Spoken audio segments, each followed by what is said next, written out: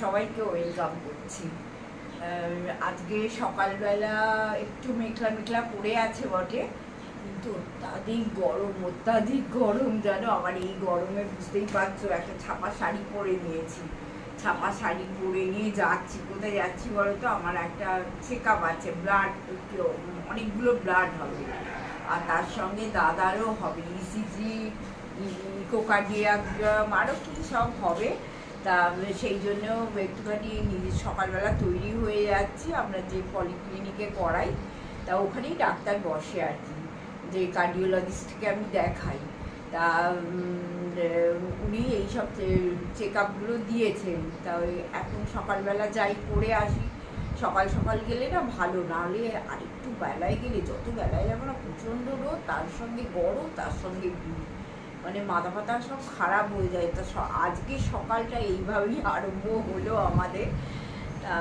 দেখি ওখানে যদি পারি তোমাদের একটু তুলে দেখিয়ে দেবো যে আমরা কোথায় যাই, কোথায় কি করি। হাওড়ার মধ্যেই আছে, বড় পলিক্লিনিক হয়েছে আর কি, রাইস। তোমরা যারা, না এটা সিটি লাইফ, ওইটা সিটি লাইফে। আচ্ছা, বড় পলিক্লিনিক হয়েছে, এটা সিটি লাইফ।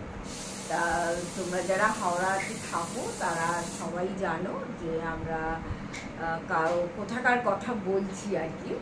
আর যারা থাকো না তারা জানো না, যাই হোক আজকের দিনটা এইভাবে আরম্ভ হলো। আর এখন অসুস্থ লোক রোজই কিছু না কিছু আমাদের লেগেই আছে। তা চল, এসেও আজ আবার তৃষাকে একটু বেলায় আসতে বলেছি, কারণ আমি তো থাকবো না, ও এসে করবে এটা কি, 10টার সময় আসতে বলেছি। দেখি এখনো ঠিক করিনি আজ ওকে দিয়ে কি রাঁধাবো, একটা কিছু রাঁধিয়ে নেবো। চল।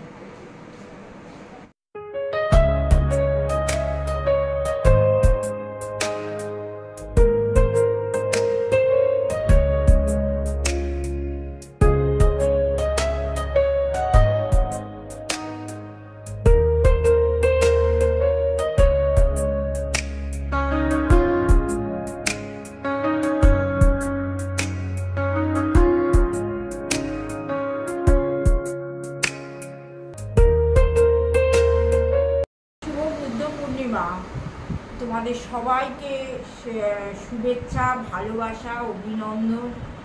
তোমরা ভালো থেকো, এইটুকুই ভগবানের কাছে কামনা করি। আর একটাও কথা, ঘৃণা দিয়ে ঘৃণাকে জয় করা যায় না, ঘৃণাকে ভালোবাসা দিয়ে জয় করতে হয়। এটা হচ্ছে বুদ্ধের বাণী। এটা আমরা মনে রাখতে পারি না। যখন কেউ ঘৃণা ছড়ায় তার উপর আমরা ঘৃণা বর্ষণই করি, কিন্তু এটা সবসময় আমাদেরও, আমি নিজেকে বাদ দিচ্ছি না, আমাদেরও এটা মনে রাখতে হবে। ঘৃণা দিয়ে ঘৃণাকে জয় করা যায় না, ঘৃণা দিয়ে ভালোবাসা দিলে, ঘৃণাকে ভালোবাসা দিলেই তুমি জয় করতে পারবে। তা যাই হোক, আর বড় বড় কথা বলছি না। ডায়াগনস্টিক থেকে এসে গেলাম, এই যে ব্লাড দিলাম, আর দাদার কিছু রুটিন চেক আপ ছিল, ইসিজি হলো, ইসিজি ছিল, চেস্ট এক্সরে হলো, ইকোকার্ডিওগ্রামটা দুপুরবেলা হবে। ইকোকার্ডিওগ্রামটা দুপুরবেলা হবে, ওটা সকালবেলা ওরা করলো না, ডাক্তার নিজে হাতে করবে। এসে চা খেতে বসেছি।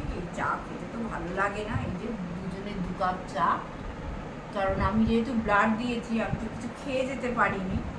তা শরীরটা কেমন ঝিমিয়ে পড়ছে এই প্রচণ্ড গরমে, রোদে বাইরে থেকে এসে, জানো।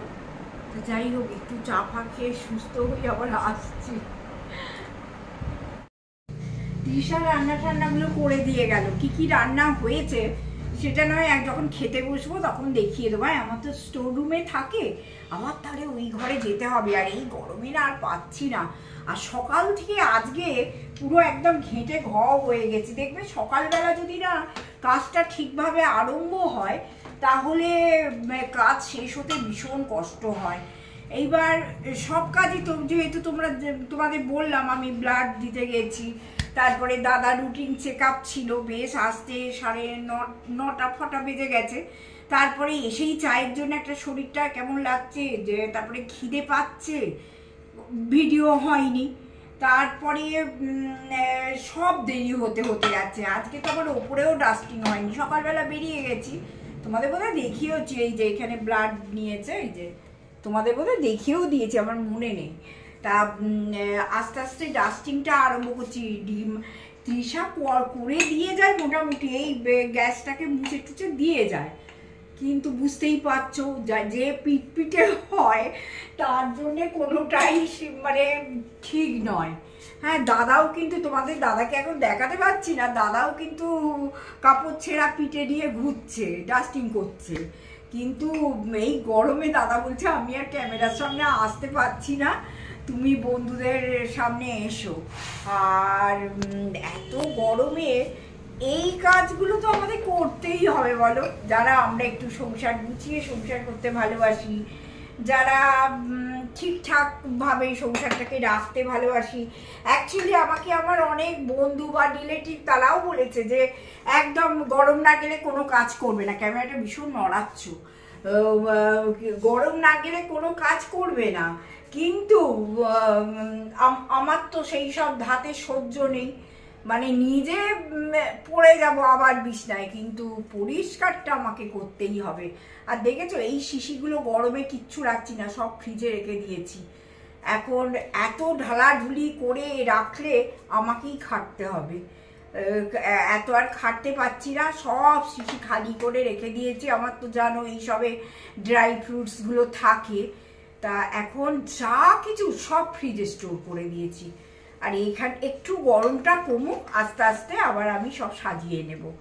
গরমে দেখবে জিনিস নষ্ট হবার একখানি, শুধু যে ভেজিটেবিল নষ্ট হচ্ছে তা তো নয়, সব কিছু নষ্ট হয়। এমনকি তোমরা বিশ্বাস করবে, এই যে দাঁড়াও তোমাদের দেখাই, না হলে বুঝতে পারবে না। এইখানে আমার একটুখানি সবসময় কাজে লাগার জন্য এই যে দেখো কাজু রেখে দিই, কাজু আর একটা শিশিতেও আবার ভর্তি কাজু ছিল, সেইটা কদিন তো এখন আর দেখতে পাচ্ছি না। আর এখানটা নোংরাটা কম হওয়ার জন্য চাপাও দিয়ে রাখি। ওমা, এই দুদিন আগে দেখি এই কাজুর শিশিটাতে পুরো ডাস্ট, কাজু ডাস্ট হয়ে গেছে। কি করে হয়েছে কে জানে, সেটাকে আবার আমি ফ্রিজে তুললাম জানো। যে কটা ভালো আছে, আর জানো তো কাজুর কি দাম, যে কটা ভালো আছে সেই কটাও নষ্ট হয়ে যাবে, ফ্রিজে তুলে রাখলাম। মানে বাইরে কিছু থাকছে না এর মধ্যে, কি এটা কিন্তু এয়ার টাইট শিশি, এর মধ্যে তোমার পিঁপড়ে পোকামাকড় ঢোকার কথা নয়, বা পোকামাকড় দেখতেও পাইনি, কিন্তু একদম ডাস্ট কাজুগুলো। যদি পারি তোমাদের দেখিয়ে দেবো, আমার ফ্রিজে আছে তোলা, আর যার জন্য ফ্রিজে আবার তুলে রাখলাম। তা কি করবো বলো, এই প্রচন্ড একদম বাজে গরমটা যাক, তারপরে আবার সংসার সাজানো গোছানোর কথা ভাববো, নাহলে আর এখন ভাবতে পারছি না। তোমাদের আমিও কাজ সারি, মোটামুটি রান্নাঘরটা মোটামুটি কন্ট্রোল হয়ে গেছে, শুধু এইগুলো একটু করে নিয়ে, আজকে ওপর ডাস্টিং হয়নি, ওপরটা ছুটি। আর রিমা আসবে আবার, এখন ঘর ঝাড় করবে। ও রিমা এসেই গেছে, বলতে বলতেই এসে গেছে, অনেকদিন বাঁচবে। আর আমি তাহলে ওপরে ছুটি, ওপরটা ডাস্টিং করে নিই, তারপরে আসছি খাবার টেবিলে। আর কথা বলতে পারছি না, কি গরম কি গরম, মানে চান করে উঠে ঘেমে যাচ্ছি জানো। আর খাবার জায়গাটা কোনো এসি ফেসি চলে না, আর দুপুরবেলা টং টং করে পাখা চলে, মানে পাখার কোনো জোর নেই, ভোল্টেজ নেই, তো পাখা চলবে কোত্থেকে? আর পাখা যদি না চলে এসিটা চলবে কোত্থেকে বলো? মানে এতই গরমকালটা কষ্ট হয় না, মানে এখানে কেমন বলো তো, আগে লোকে ভাবে যে কে আগে এসিটা চালিয়ে দিতে পারবে, একটু ঘরটা ঠান্ডা হয়ে গেল, তারপরে দুপুরবেলা যখন সবাই এসি চালিয়ে দেয়, সে এসিরও ক্ষমতা নেই আর কিছু করার। আর পাখা সে না বলাই ভালো, সে মানে থেকে চলছে আবার বন্ধ হয়ে যাচ্ছে, এইরকম অবস্থা চলে। আমার প্রত্যেক বছর এই জিনিসটা আমাদের এখানে হয়, আর ভাল লাগছে না। তা যাই হোক, আমার তো কমিটমেন্ট আমায় রাখতেই হবে। তৃষা যা রান্না করে দিয়ে গেছিল তোমাদের, সত্যি আমি সেটা বলিনি, যদিও আমি টকের ডাল আছে এই মাইক্রোওভেনে গরম করতে দিয়েছি, টকের ডালটা আনা হয়নি, আনছি, দেখিয়ে দেবো নাহলে। আচ্ছা, আর যেগুলো আনা হয়েছে দেখি, এই যে ঝিঙে আলু পোস্ত, কেমন কালো কালো করেছে দেখো, কি জানি সাদা পোস্তটা কিরকম কালো কি করে করলো, আবার চারটি মিষ্টি দিয়েছে, ওই জন্য না কারোর হাতে না রান্নাটা আমার ভাল লাগে না। আমি তোমাদের দাদাকে বলি আমি সব জোগাড়টা করে দিয়ে যাক, রান্নাটা আমি করে নেব, মানে ভালো লাগে না। আর এই দেখো এইটা হচ্ছে ঢ্যাঁড়স দিয়ে আলু দিয়ে একটা তরকারি, আর এটা ঝিঙে আলু পোস্ত। আচ্ছা, আর আমরা তো এখন তো খুব খাচ্ছি, বুঝতেই পারছো। পুরো একটু ফ্রিজে ছিল এই পটলের দোলমা, ওই দানা বার করে পটলের দোলমা।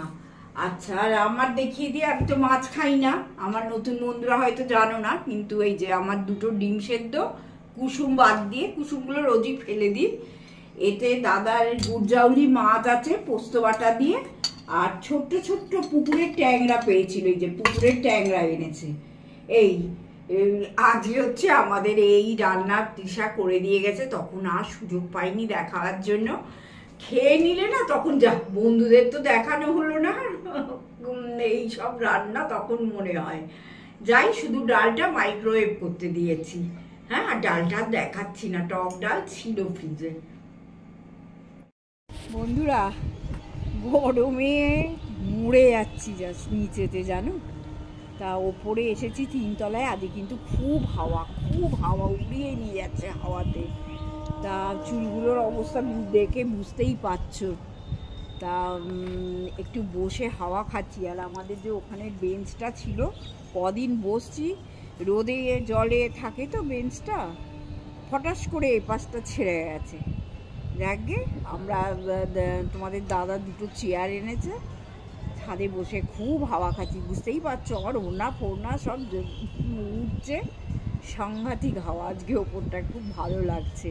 আর আগের দিন এসেছিলাম, তোমাদের বলছিলাম এক ফোঁটাও হাওয়া ছিল না। যাই হোক, একটু হাওয়া খেয়ে শরীরটা ঠান্ডা করি, তারপরে নিচে যাব, গিয়ে আবার আসছি তোমাদের সামনে।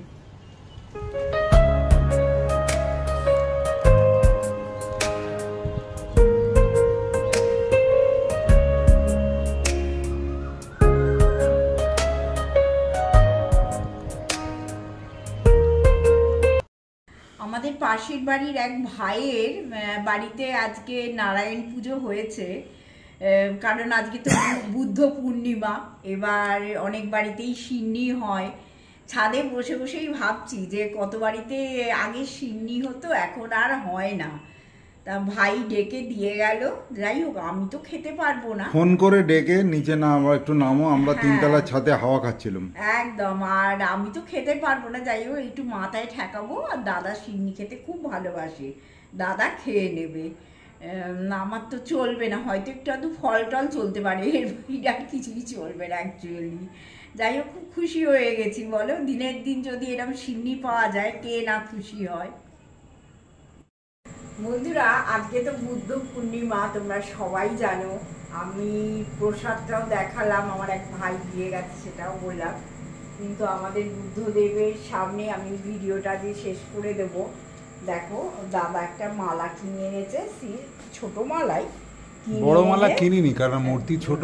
হ্যাঁ, তা কি ভালো লাগছে বুদ্ধদেবকে, মানে সত্যি তুমি আমাদের সবার সঙ্গে থেকো, তোমার মতো যেন পৃথিবী শান্ত হয়, এটাই মানে বুদ্ধের কাছে আমার চাহিদা। বুদ্ধং শরণং গচ্ছামি। হ্যাঁ, পৃথিবী যেন শান্ত হয়, বড় অশান্ত, সেটা দেখার ভার কিন্তু তোমার ওপরেই। তা যাই হোক বন্ধুরা, তোমরাও আমার অনেক বন্ধুরা এই বুদ্ধ মূর্তি দেখতে ভীষণ ভালোবাসো আমাকে। যেমন মিতালি, সোমা প্রায় দিনই লেখে যে দিদি বুদ্ধ মূর্তি অনেকদিন দেখছি না। তা দেখিয়ে দিলাম। আজকের মতো এই ভিডিওটা শেষ করছি। প্লিজ সঙ্গে থেকো, আর সাবস্ক্রাইব করতে ভুলো না। এই গরমে খুব কষ্ট পাচ্ছি, তাতেও চেষ্টা করছি ভিডিওটা দেওয়ার জন্য, আপ্রাণ চেষ্টা করছি। তা আজকে আমার ব্লাড টেস্টের রিপোর্ট আসবে না, তোমাদের বলেছিলাম বোধহয় কালকে পাবো আমি ব্লাড টেস্টের রিপোর্ট। আর দাদার হয়ে গেছে যাওয়া হবার রিপোর্ট, দাদার ভালো। আর আমার টেস্টের রিপোর্টটা এলে নিশ্চয়ই তোমাদের সঙ্গে তো শেয়ার করবই। আজকের মধ্যে টাটা, গুড নাইট, সবাই ভালো থেকো, এই গরমে সবাই ভালো থেকো।